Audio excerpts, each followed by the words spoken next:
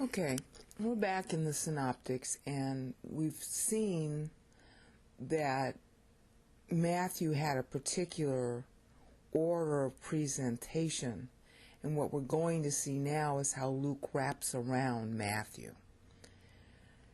What I had started from in the prior episode of the Synoptics was that Luke picks up his Luke 1 at Matthew 3. Okay, see, Luke 1 is going to pick up at Matthew 3, but Luke 3 goes full circle back to Matthew 1. And both Matthew 4 and Luke 4 begin to be in tandem as of chapter 4, see? This is where they're in tandem.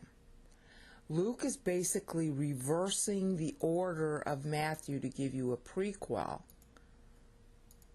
Okay. And then he comes full circle so that he unites in tandem, time-wise, with Matthew at Matthew 4. But Matthew 4, Luke is going to reverse the order of the temptations. So I have to walk you through the first 3 chapters to explain why Luke does that. The first thing you need to understand about Luke, and it took me a while to figure this out, in fact I only figured it out a few minutes ago, Luke's theme of rhetoric is on reversal. Now you always have to think like a thesaurus with the Bible. Reversal. That's your key word. In reversal you have related words like irony. An example of reversal and irony is how life depends on death. You know, you have to eat something that has to be killed, something or an animal. In order to go on living, you have to eat something that has to be killed. That's ironic, and those are two opposites. Life and death are opposites. Okay? And the reversal is that death becomes life, as it were, and life becomes death. Those are reversals. So the whole theme that Luke is working around is he's going to stress reversal and all of its theoretical components, like irony. Okay, so he's broadcasting that from the very beginning, because Luke 1 is going to start at Matthew 3, and then he's going to unite at Luke 4 to Matthew 4, which means he's showing you a circular reversal. And then he unites here. And then when he gets to the temptation, this is the third temptation, but in Luke it's going to be listed second. This is the third temptation in Matthew, see right up here. See? That's the second temptation. And it's specifically the devil misquoting Psalm 91. But Luke lists it last. He reverses it. There's a reason why he does that, a rhetorical reason. But it's like, how can you be sure that's why he's doing it? In order to know that, you first have to have the rhetorical pattern set up. So that's why we go back. We're going to go back to Luke 3, and we're going to go to Matthew 1 to first show that Luke is going to end chapter 3 where Matthew began it. Oh, bloody hell. Okay, gotta stop. Okay, sorry about that. BibleWorks doesn't work too well with multiple windows when I'm recording, so I have a lot of problems with it. Okay, Matthew 1 is the genealogy. Luke's segue into the genealogy is where he's going to hook up with Matthew at Matthew 4. About when Jesus begins his ministry. You know, he begins his ministry after he's tempted by the devil. So in order to close full circle to Matthew, back at Matthew 1, because he's running it in reverse, he introduces it this way. When Jesus began his ministry, he was about 30 years old, being as was supposed. Now he's pulling that as was supposed from the bottom here.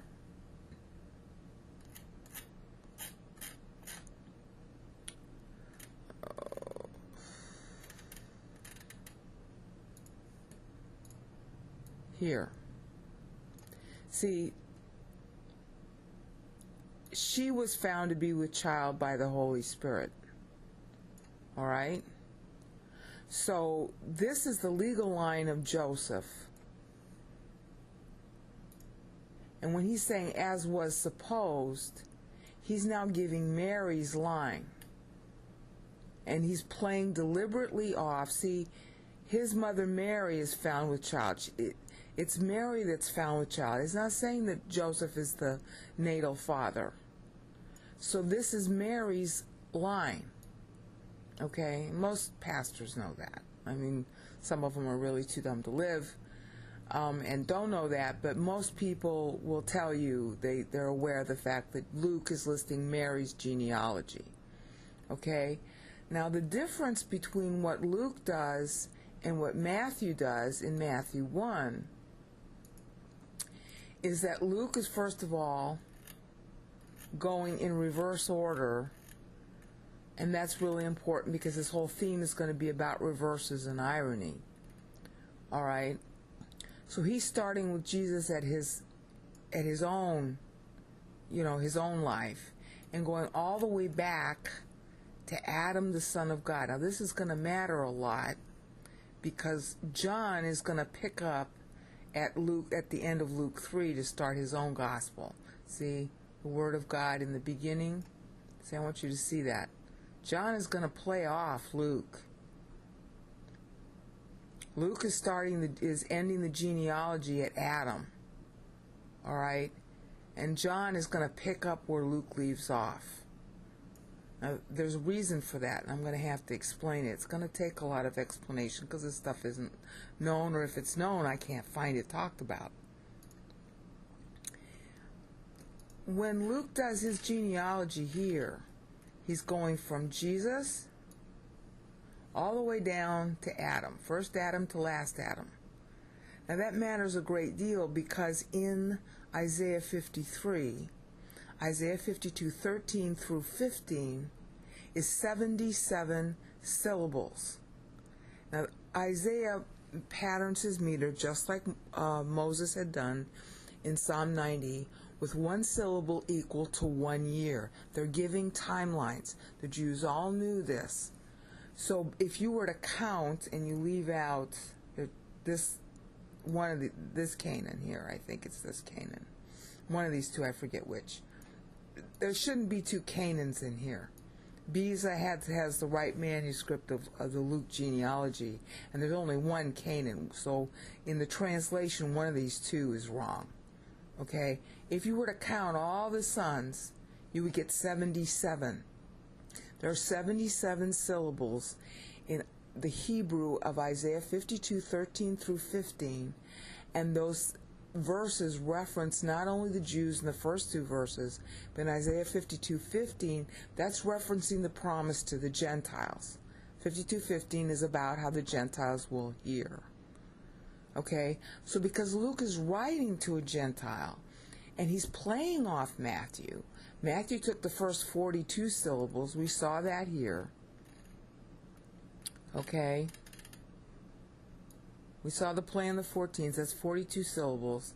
And Luke is going to wrap it around what Matthew's rhetorical style of mapping to Isaiah 53. So he's going to use all 77 syllables, okay, in Isaiah 52:13 through 15.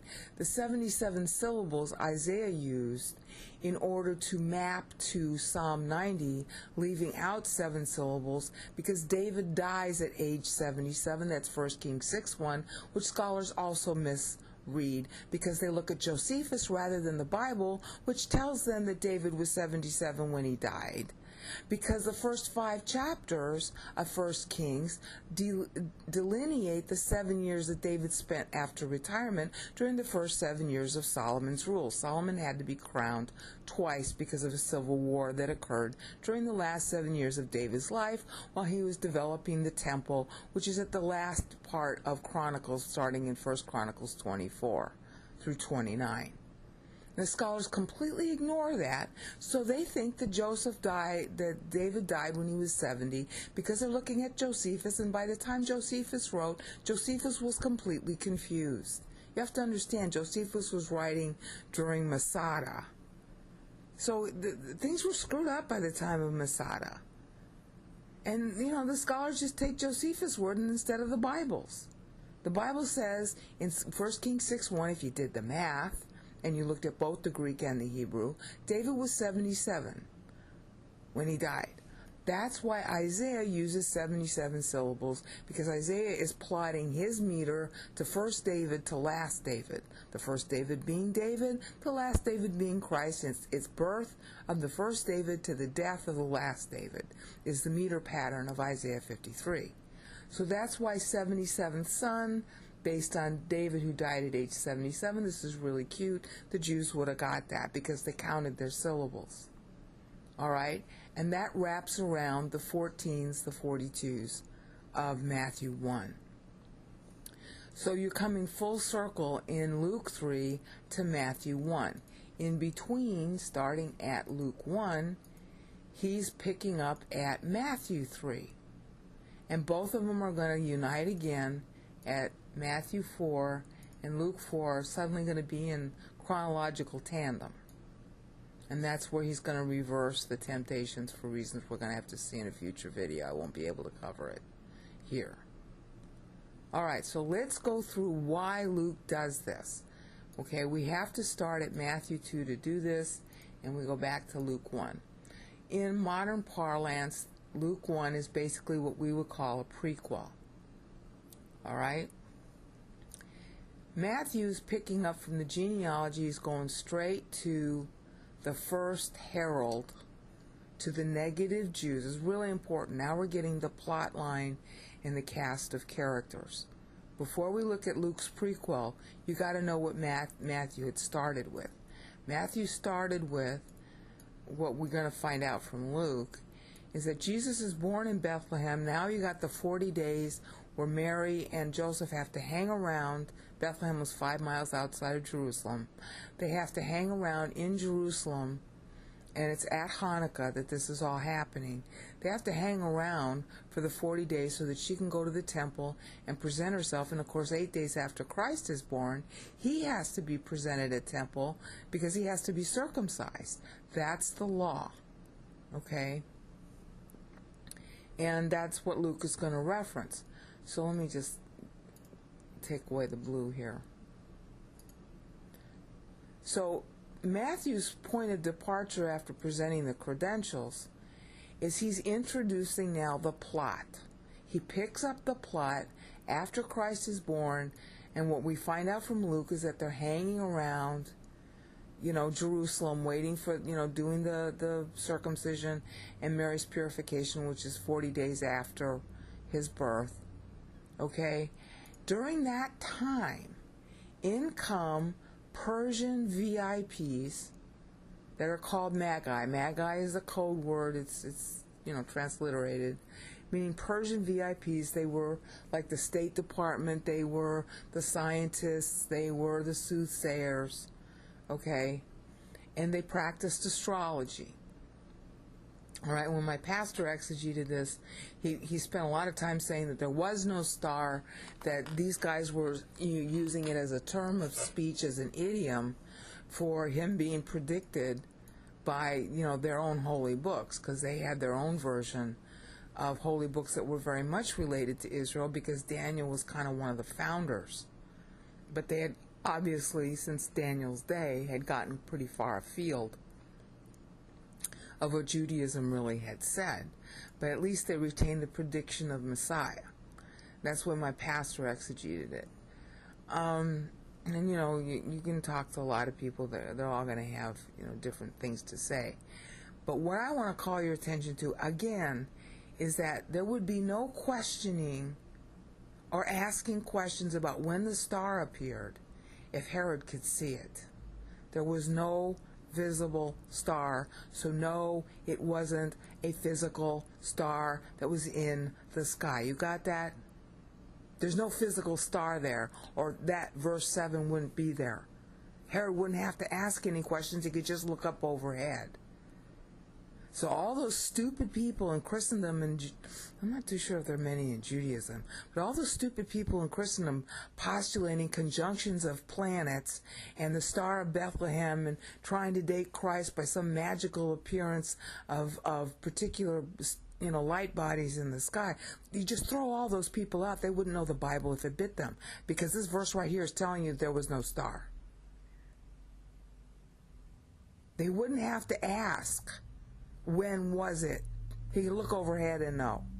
They would already know by the time the magi arrived, okay? So, you are being introduced to some positive Gentiles announcing Christ's birth to a negative Herod and a negative Jerusalem, or all this text wouldn't be here. And Herod couldn't get away with killing babies if Jerusalem was positive to the idea of a king of the Jews.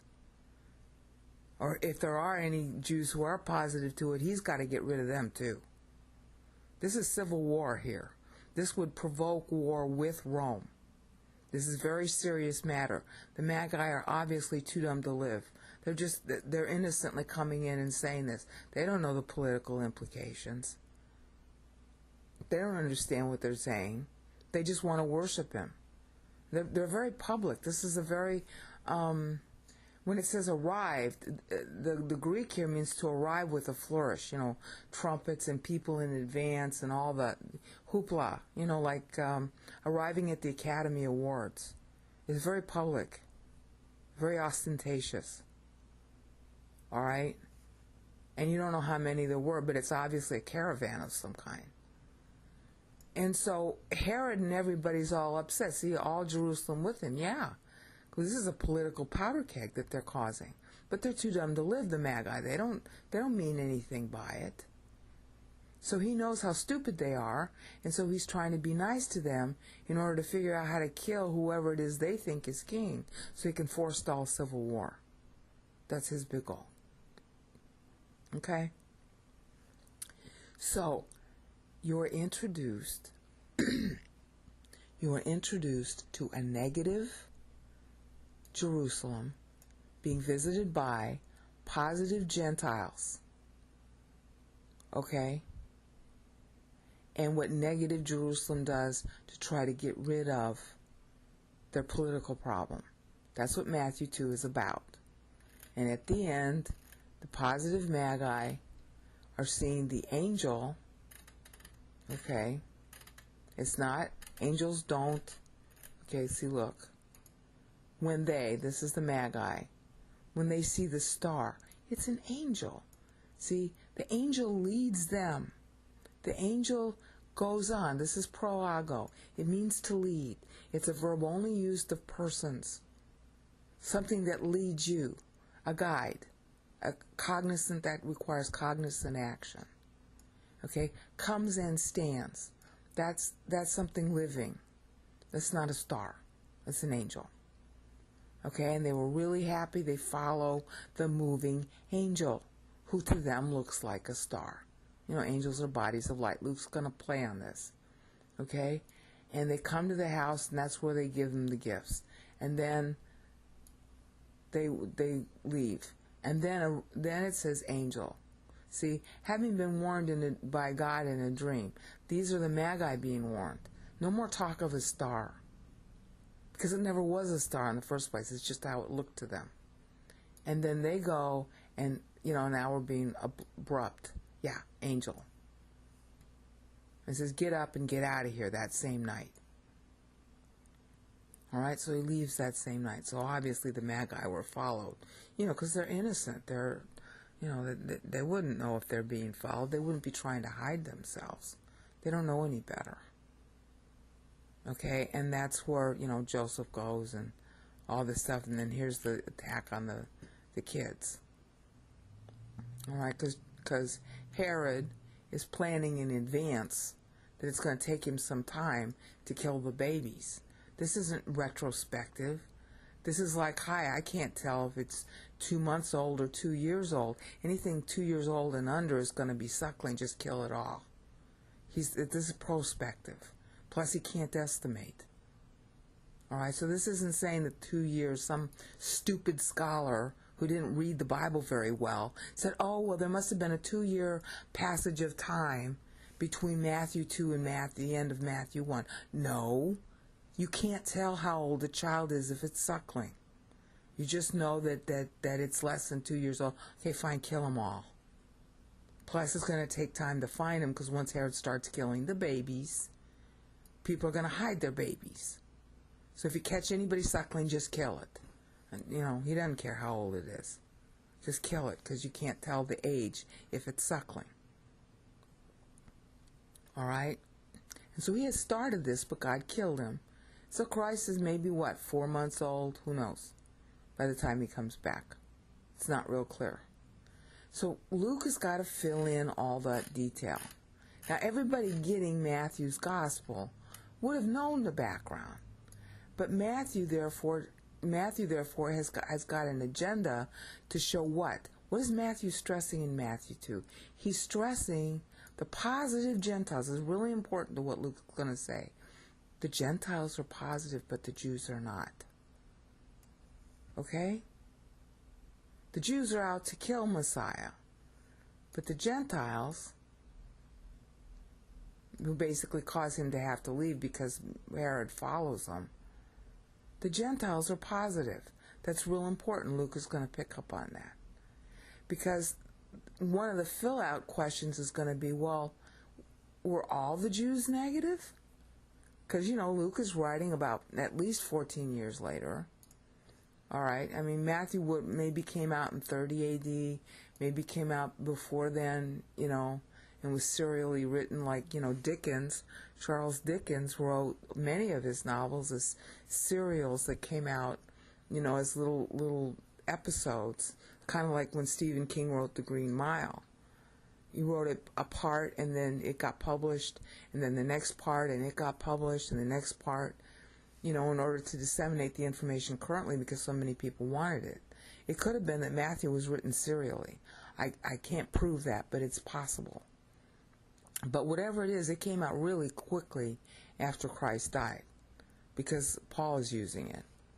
All right, so Luke could have come out, have to be at least 14 years after. It could have been later because, Paul didn't start his ministry until 44 A.D. So the earliest date for Luke is going to be something like 44. So you can posit 14 years have passed between Luke 1 and when Matthew 2 was written. At least 14 years, might be longer. Okay, well, if there's a longer period of time and there were a bunch of other Gospels coming beforehand, then it's going to be relevant to write a prequel. It's going to be relevant to fill in the details. And one of the questions to fill in is, okay, here we're looking at these positive Gentiles, but negative Jews. Well, what about the positive Jews? Okay? So that's why Luke is going to start with Jews. Okay, first he's going to start with the birth of John the Baptist, who is the Jewish herald that you don't meet in Matthew until Matthew 3. See? This is when John becomes public. And John is about 30 years old also, which you end up finding out from Luke. But again, bear in mind that the people who are getting Luke's gospel, a lot of them already knew the story. Okay? Luke is commissioned to write his official gospel around Matthew, about at least 14 years after Matthew comes out. Okay? So in the next increment, we're going to cover how Luke goes about doing this. Okay, here we are again, and we're getting ready now to introduce the prequel. Luke is expecting, when Luke starts this is where the prequel starts. When he does this, he's expecting his audience to have Matthew memorized. And he's filling in before and after. And he's going to specifically rope to Matthew 4 in Luke 4. And he expects his audience to be tracking him. All right? And he warned you that that's what he was going to do right here. And consecutive order is not really, it's not, It's not exactly outside the meaning of what he's saying, but it's not the primary meaning he's saying. He's saying official. Okay, he's including the backstory. This is a term that they use in Hollywood. I'm sorry, I was raised in with people in the movie business, so I use a lot of movie terms. This is called the backstory. He's giving the full official backstory, with, filling in the blanks that he's been ordered to do by the Holy Spirit. That's why he's writing it. Okay? And when he's starting here, he's expecting you to know Matthew, which means what? If he's saying he is giving you an official story, and he's wrapping what he says around Matthew, that means A, that Matthew was first, and B, Matthew is from God. So he is validating the book of Matthew as being prior to his own, and by closely wrapping himself around it, he's saying that Matthew is authoritative versus the other gospels that are out there. Why isn't he wrapping around to some other gospel and telling you which it is? Okay, I'm sorry. Luke, see, as much as many others, okay, so he's rhetorically wrapping around Matthew, so you know immediately that you are to regard Matthew as official, even as you are to regard Luke's own account. Again, it seemed incumbent upon me, having been associated closely with the source of God, meaning God, from the beginning, to write you in official order, most excellent Theophilus, whether Theophilus is a person or, a nickname for lover of God, so that you may know the official truth. And I'm correcting the translation as I read it. All right, and we covered that in the previous episode. All right, so when he's saying what he's about to tell you is the official truth from God, and he wraps it around Matthew, he's saying that by wrapping it around Matthew in particular, and his rhetorical style is going to prove that, that's exactly what he's doing, that Matthew is the official account that he's filling in with prequel information. Okay, so the first thing he's going to tackle in his prequel is the birth of John the Baptist, and he's going to start that on the same, this is so important, the same pattern as Matthew 2. What is the pattern of Matthew 2? You have negative Jews and positive Gentiles. Okay? This is really important. Zacharias is going to be visited by, who? It's going to be visited by an angel of the Lord. It's not saying which one. The angel of the Lord to the Jews was Michael. Okay? Gabriel delivered the message. Michael did the defending. But this isn't Michael. It's not named. It's probably Gabriel. All right? But the angel says this announcement. Okay? It's not, the angel isn't identified here. The angel is not identified until verse 26, which I'm going to cover in some detail because this is very clever, the way this is worded, and that's kind of a style of Luke's. But see, the angel is named here. All right? The angel is not named here. Now, in doing that, in saying that an angel, an unnamed angel of the Lord, he's paralleling to the unnamed angel that's guarding Joseph and Mary, that looks like a star to the Gentiles. So we know a couple of things. First of all, I'm going to have to cover this in more detail, but we know that Zacharias, like he says here, see, Zechariah, they were believers. When it says righteous in the sight of God, they're talking about the Genesis 15:6 standard. Okay? Not that they never sinned. Okay, please. All right? They were obeying the commandments. And Zacharias and his wife were both Levites. Daughters of Aaron means that they're Levites. Okay? The higher group. Actually, she's higher than him. And so they were generally positive in the first place. But as we're going to see in this passage, okay, our boy Zacharias ends up, so it is Gabriel. I'm sorry, I forgot that. He identifies himself. Zacharias is going to doubt this, and so he gets punished with being made mute. All right, so he represents both sides of the Jewish equation.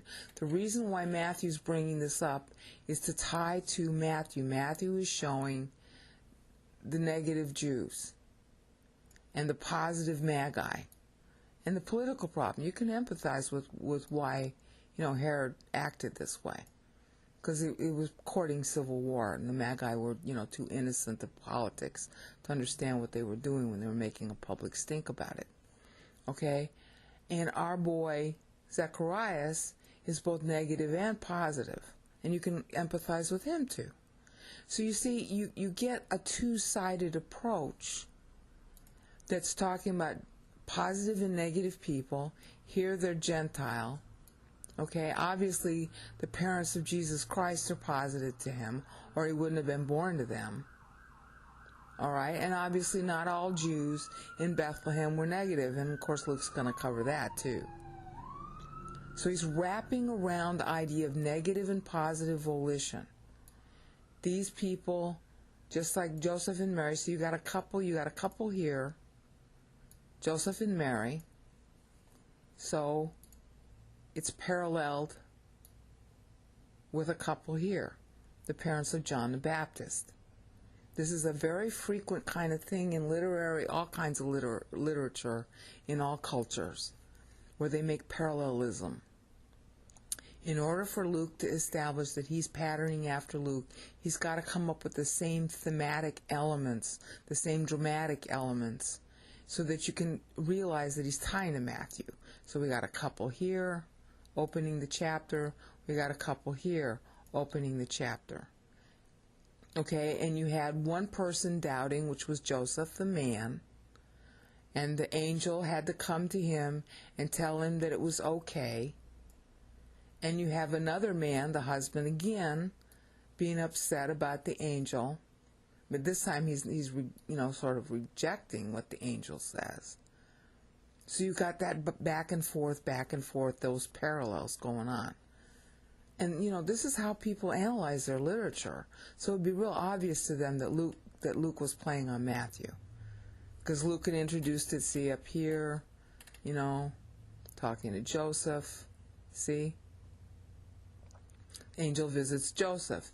The angel visits the husband. Husband is the authority in the family. The angel visits Zacharias in the temple. And this particular service, I'm going to have to talk about this. When Zacharias is in the temple, which is about 6 months before Matthew. So Luke is introducing his story 6 months before, actually 6, 3, 9, 12, a year. He's beginning a year before Matthew 2, because it takes 9 months to have a kid, and Who's What's is 6 months older. Okay, so a year and a half. It's a year and a half before. Okay, so when he's introducing the story a year and a half before Matthew 2 occurs, all right, when he's doing that, he's pairing off with the husband, the angel appearing to the husband in both cases. So you read into the picture of the parallel, all right, both of them being positive to God, husband and wife being positive. Okay, it's the opposite. He's showing reversal here. Elizabeth had been married for a very long time but was barren. Okay, but Mary hadn't yet been married, and this would be her first kid also, but she's not supposed to have a kid out of wedlock. Here's a woman who's been married and had no kid. All right? So again, you got this opposites, you got irony, you got reversal, you got the parallel of the parents. Okay, you got the angel appearing to the husbands. You see, all those thematic elements. And anybody who studies literature will tell you this is how you're supposed to look for it. And you're supposed to look for the parallel, because these people lived on their literature. Okay? So, again, in the days of Herod, see, in the days of Herod, here's Herod. Okay? Herod, year and a half prior, prequel. Zacharias. Now we have our next play, and this is to introduce what time it was. Zacharias means God remembers. It's Aramaic spelling. Okay? In his division, this is his priestly course. It's First Chronicles 24, when David, during his retirement, last 7 years of his life, designed the temple service and a bunch of other stuff related to the temple. That's Abiyah. That means God is my father in Hebrew. Okay? The division of God is my father, that was a priestly course that ran at the time that Zacharias was doing it. It ran in the last week of Ziv and the last week of Bul. Ziv is the second month on the sacred calendar, and Bul was the 8th month on the sacred calendar. Okay, in the official, and we're going to find out that Luke is using the official calendar here. In the official civil calendar, Bul is the second month, and it was called in those days, at the time of Zacharias, March Shevan. I'm not sure of the Hebrew pronunciation for that word, but that's what I'm going to say. Okay? Tishri would have been called the first month of the civil calendar, which used to be called Itanim, and that's the 7th month on the sacred calendar, which is in 1 Kings 8:1, when the temple was dedicated. Okay? The temple service, the temple construction started on the 2nd of Ziv, and that's in 1 Kings 6:1. So Zacharias, when it says God is my father, is very witty, because temple construction started during the week that his family, his division, Abiyah, was in service for the temple. Remember, temple service pre-existed the actual construction of the temple, because David had to design it before he died. The construction of the temple couldn't begin until David died. And 1 Kings 6:1 tells you that 3 years after David died, beginning in the 4th year that Solomon would have been ruling on his own, that's when temple construction began. I'm sorry that the scholars can't read 1 Kings 6:1 properly and come up with some other answer. That's because they don't read too well. I'm sorry. There's just no excuse for it. All right? So this is very witty, because Ziv is when temple construction began. Zacharias means God remembers. You get that wit? God remembers, and so God remembers to the guy whose family would remember being the family whose course it was when first temple began construction. Okay? That's the guy that God picks. It's very witty. Okay? And his wife is also from the daughters of Aaron. That wasn't always true. Okay? His wife was also from the daughters of Aaron, not just from any Levites, but from the daughters of Aaron. Aaron being the high priest. And that's Elizabeth. Now, for a daughter not to have kids and to be a Levite, that was a bigger than normal problem. Because that means that the family of the line, the Aaronic line, was promised to go on forever. And yet she's barren, so it was a real issue for her. Okay? As far as we know, John actually didn't have kids, but at least he's famous forever. Okay? So she's barren. Whereas the contrast, again, you're supposed to look at the parallel. The contrast is her cousin Mary. And Mary isn't even married yet and isn't supposed to have kids. It's a scandal if she's pregnant, which of course happened. All right, so there's your irony, your reversal, your contrast. That's what Luke is stressing from the very beginning. Okay, so now we got, I don't have to spend much time in this story because you know it already. Zacharias sees the angel talks to him just like the angel would be later talking to Joseph. But unlike Joseph, Zacharias isn't going to believe the angel. Okay? So as a result, the sign, that Zacharias is disputing, is the angel says, okay, you won't be able to talk until the child is born. All right? And the child is going to be born 6 months before Mary gets pregnant. And how do we know that? Because, again, we're still continuing with the prequel. Elizabeth is in seclusion for 5 months. Okay? And when it says now in the 6th month, if you're stupid and do not check the text, you will say what so many sloppy scholars say, oh, it's Elizabeth's 6th month. We don't know when that was. Baloney.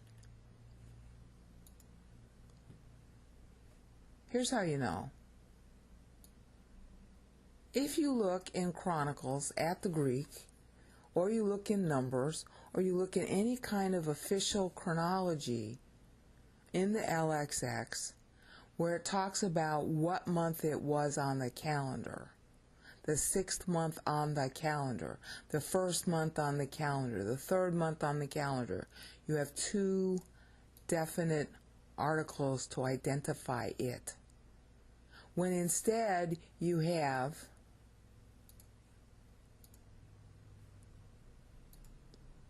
something relative, okay, you either have no definite article, that's 5 months, or you have only one definite article.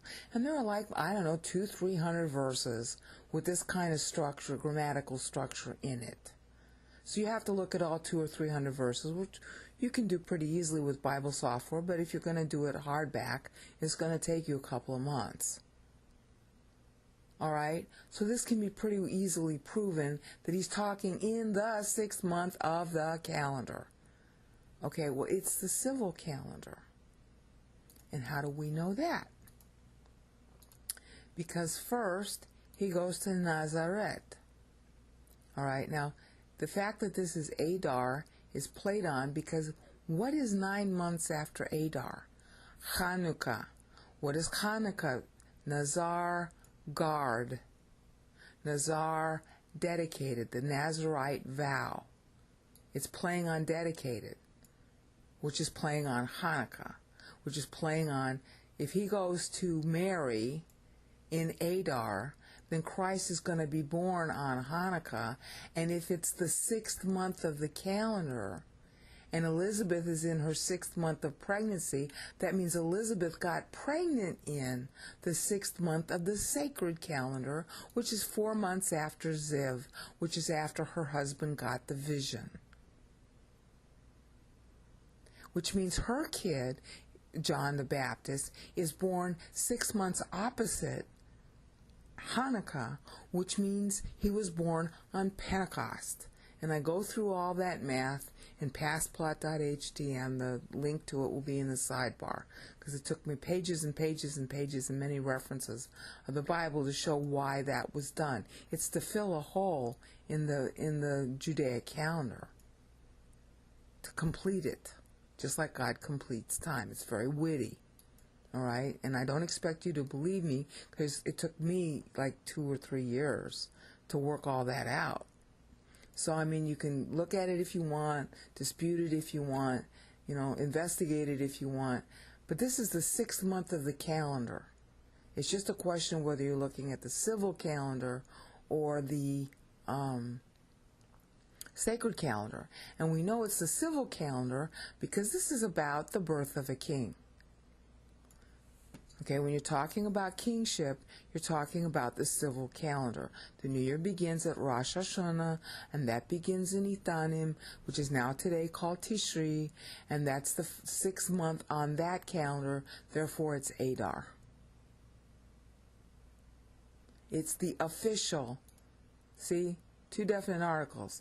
It's the 6th month on the calendar, which coincides with the 6th month of Elizabeth's pregnancy, which is, right here. See? He's making a play on it. See? She's in her 6th month, so it's Adar. And she got pregnant 6 months prior in Elul. All right, which is roughly equivalent to our August, September. Last half of August, first half of September. Sometimes called October. The Jewish calendar did not used to wander. The Jewish calendar in the Bible is not lunar. Exodus 12 tells you that that Israel's birthday is supposed to fall every single time on the 14th of Nisan. That is, the 14th of Nisan begins 14 days, 14 days after the vernal equinox. So it's always the same day every year. You can't celebrate your birthday on a wandering calendar. You will miss your birthday. It's based on a solar calendar. But Israel, today is kind of, their calendar's all screwed up. But it didn't used to be that way. So this was 6 months prior in Elul. All right? So you've got, now in our cast of characters, all right, there's the couple, having, couple positive, the Lord is born. We got negative Jerusalem, positive Gentiles. And now we got another couple, all right.